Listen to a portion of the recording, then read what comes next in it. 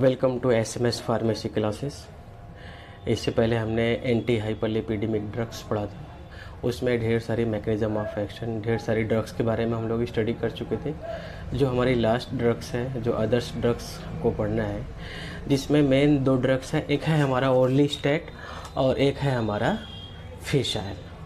अभी इन दोनों ड्रग्स के बारे में पढ़ेंगे हम, और दोनों ही बहुत पॉपुलर ड्रग्स हैं। और दोनों ड्रग्स के बारे में हम देखेंगे कि कैसे ये फैट को कम। पहले जो ड्रग्स है हमारी ओर्लिस्टेट के बारे में देखते हैं। ओर्लिस्टेट कैसे काम करती है, इसका मैकेनिज्म ऑफ एक्शन अगर हम देखें तो जो भी अगर हम फूड्स ले रहे हैं जिसमें अगर हमारे फैट्स हैं, अगर वो फैट्स हैं तो फैट क्या होगा, हमारे इंटेस्टाइन से एब्जॉर्ब होगा, और इंटेस्टाइन से एब्जॉर्ब होगा। वो एब्जॉर्ब कैसे होगा, उसके एब्जॉर्बशन के लिए ये प्रोसेस होता है कि फ़ैट है, बड़ा मॉलिक्यूल है, उस बड़े मॉलिक्यूल को पहले छोटे छोटे भाग में तोड़ेंगे। जब छोटे भाग में तोड़ेंगे तभी ना वो एब्जॉर्ब होगा। तो इसलिए क्या होता है कि यहाँ पे हमारी लाइपेज एंजाइम होते हैं। लाइपेज कौन एंजाइम होते हैं? पैंक्रियाटिक लाइपेज, गैस्ट्रिक लाइपेज, इस तरीके से लाइपेज एंजाइम होते हैं। और लाइपेज एंजाइम क्या करते हैं, हमारे ट्राइग्लिसराइड को किस में कन्वर्ट करते हैं, मोनोग्लिसरॉल में, और फ्री फैटी एसिड में कन्वर्ट करते हैं। और यही फ्री, आप देखिए छोटा मालिक्यूल होगा, पहले एक बड़ा सा मालिक्यूल था, ब्रेक डाउन होकर छोटे मालिक्यूल में कन्वर्ट हो गया। और उसके बाद इस छोटे छोटे ढेर सारे मालिक्यूल होते हैं जिसमें हमारा बाइल एसिड होता है, कोलेस्ट्रॉल होता है। ये सारे छोटे मालिक्यूल क्या होते हैं, फिर हमारे इंटेस्टाइन से एब्जॉर्ब होते हैं। इंटेस्टाइन से एब्जॉर्ब होकर जाते हैं हमारे लीवर्स में। अब जहाँ लीवर में जाते हैं, लीवर में पहुँचते हैं, तो फिर वहाँ पर जो है जब लीवर में पहुँचते हैं तो वहाँ पर वो फार्मेशन करते हैं किस चीज़ का, वो फार्मेशन करते हैं लिपोप्रोटीन का। जैसे हमने इससे पहले पढ़ा था, लिपोप्रोटीन में हमारी VLDL है, LDL है, ये सारी हमने पढ़ा था, HDL है। तो ये सारी वहाँ पे लिपोप्रोटीन का फार्मेशन करते हैं। अब यही लिपोप्रोटीन जो बनती है, वो लिपोप्रोटीन जो है हमारी, जो भी हमारा कोलेस्ट्रॉल है, उस कोलेस्ट्रॉल को फिर ब्लड में क्या होता है, एक एंजाइम होता है लिपोप्रोटीन लाइपेज एंजाइम, उसके थ्रू क्या होता है, वो ब्रेक डाउन होता है।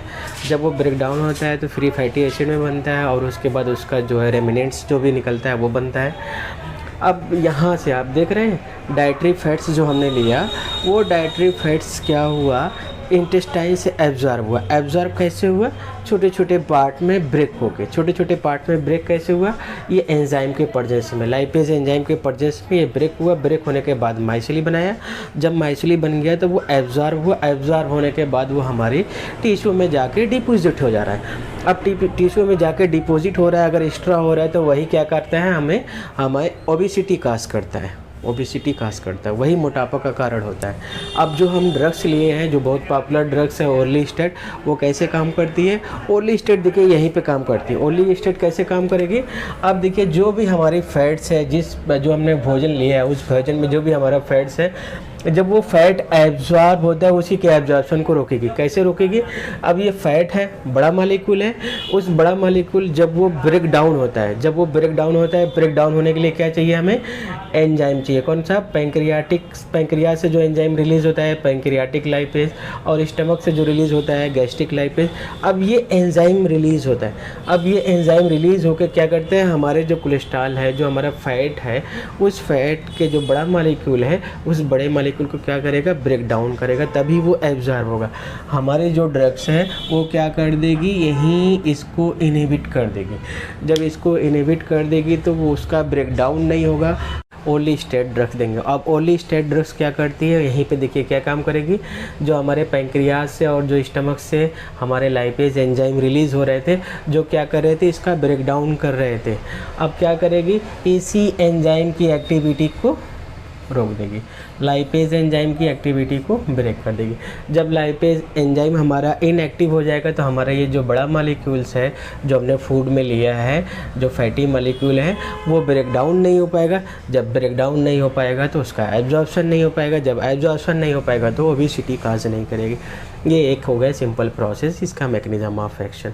अब इसका अगर हम यूज़ देखें तो यूज़ वही सिंपल सा है। वेट लॉस में यूज़ करते हैं, हाइपर ट्राइग्लिसरीमिडीमिया में यूज़ करते हैं, और इसके बाद काइनेटिक्स क्या है, T½ 2 आवर्स है, ओरल ले सकते हैं। और इसका एक्सक्रीशन आप देख रहे हैं, जब एब्जॉर्ब नहीं होगा तो इंटेस्टाइन के थ्रू इसका बाहर, इंटेस्टाइन के थ्रू फीसस मटेरियल के रास्ते से इसको बाहर भेज दिया जाएगा। और ड्रग इंट्रैक्शन क्या है, लियोथायरॉक्सिन के साथ इसका ड्रग इंट्रैक्शन है, साइक्लोस्पोरिन के साथ, vitamin A, D, E, K के साथ यह क्या ड्रग इंट्रैक्शन काज करती है। और इसका साइड इफ़ेक्ट क्या है, लिवर इंजरी काज करती है, किडनी स्टोन काज करती है, एब्डोमिनल पेस काज करती है। कंट्राइंडिकेशन क्या है, इस प्रेगनेंसी केस में हम इसको नहीं दे सकते। ये हो गया जो है ओरली स्टेट के बारे में पढ़ा था। नेक्स्ट है हमारा फिश ऑयल। अब फ़िश ऑयल के बारे में हम पढ़ेंगे। फ़िश ऑयल भी देखिए, फ़िश ऑयल भी बहुत ज़्यादा यूज़ होता है कोलेस्ट्रॉल की मात्रा को कम करने के लिए। फ़िश ऑयल मार्केट में भी मिलता है, उसका कैप्सूल भी आता है।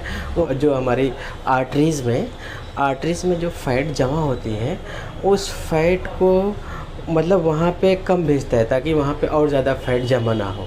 इस तरीके से जो आर्टरीज़ में प्लग फॉर्मेशन है, उस प्लग फॉर्मेशन को भी रोकने में हेल्प करता है हमारा जो फ़िश ऑयल होता है। देखिए कितना इम्पोर्टेंट है। तो फ़िश ऑयल कैसे काम करता है, देखिए फ़िश ऑयल इस तरीके से काम करता है कि फ़िश ऑयल में सबसे पहली चीज़ तो उस ओमेगा 3 फैटी एसिड होती है। अब ओमेगा 3 फैटी एसिड में 3 टाइप्स का होता है। पहला होता है हमारा इकोसा पेंटानोइक एसिड, दूसरा है अल्फा लिनोलेइक एसिड और तीसरा है डोकोसा हेक्सानोइक एसिड। अब इसमें इसी को हम DHA बोलते हैं और यही वेरी इम्पोर्टेंट है। सबसे ज़्यादा वेरी इंपॉर्टेंट कौन सा है हमारा, यही DHA। अब देखिए कैसे काम करता है जो हमारे फ़िश ऑयल में ओमेगा 3 फैटी एसिड है। अब जो बाहर से हमारा फ्री फैटी एसिड बनता है वो हमारे लिवर में एब्जॉर्ब होता है। लिवर में एब्जॉर्ब होने के बाद एंजाइम के थ्रू फिर किस में कन्वर्ट होता है, हमारा ट्राइग्लिसराइड में कन्वर्ट होता है। अब ये ट्राइग्लिसराइड बाद में HDL का लेवल बढ़ाता है। लेकिन क्या करते हैं हम, जो हमारी ड्रग्स है जो ओमेगा 3 फैटी एसिड है वो क्या काम करेगी, ओमेगा 3 फैटी एसिड में हमारा DHA है, आप देख रहे हैं DHA है। DHA क्या काम करेगा, ये एंजाइम है। जो एंजाइम क्या कर रही थी, फ्री फैटी एसिड को किस में कन्वर्ट कर रही थी, ट्राइग्लिसराइड में कन्वर्ट कर रही थी। यही एंजाइम के साथ हमारा DHA क्या करता है, बाइंड कर लेता है। जब बाइंड कर लेता है तो इस एंजाइम को क्या करेगा, वो ब्लॉक कर देगा। जब पूरा एंजाइम ब्लॉक हो जाएगा तो फिर यहाँ पे एंजाइम काम नहीं कर पाएगा। जब एंजाइम काम नहीं कर पाएगा तो फ्री फैटी एसिड से ट्राइग्लिसराइड का फॉर्मेशन नहीं हो पाएगा।